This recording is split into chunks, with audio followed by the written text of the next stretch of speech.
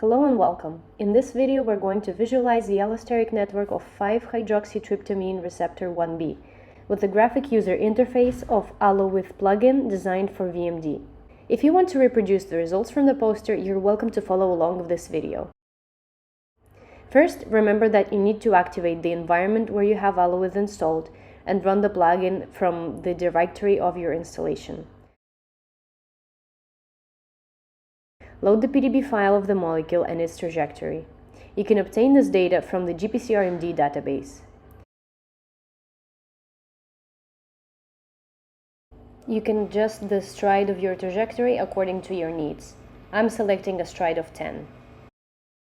I'm going to show you the results with the same visualization preset that was used in the images you saw in the poster. Now for my loaded visualization state, I'm going to highlight the dry motif found in the transmembrane helix number 3 that is critical in receptor activation because it acts as a molecular switch. Now let's go to the extensions, analysis, and open AlloViz. We're going to use the residue contacts as a structural descriptor to compute our networks, specifically the GetContacts package. For filter, minimum sequence distance of 5 amino acids was used. Then I'm going to show you all 4 ways to compute networks that you've seen on the poster. First, let's compute the betweenness centrality for the nodes of the generated allosteric network. From now on, I'm going to visualize only those elements that are above 25% of the maximum centrality metric calculated. Let's take a look at our results.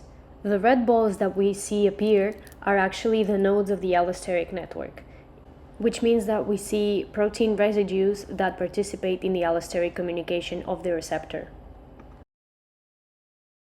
Now let's take a closer look at the dry motif highlighted in magenta.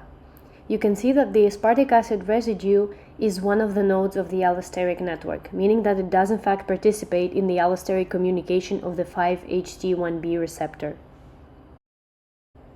Now let's calculate the betweenness centrality of the edges of the network. You can see that the edges are represented by bars that connect protein residues. Take a closer look at the blue bars, because they represent the most important allosteric connections, since they mark the highest betweenness centrality.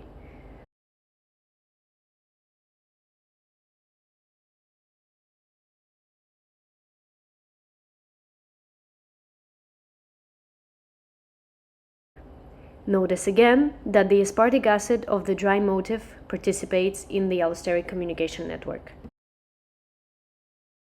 Then we'll compute current flow betweenness centrality for the same elements. This metric considers all possible paths between nodes, unlike betweenness centrality that only considers shortest path. Here we clearly see the involvement of the dry motif again. This time it's the arginine residue.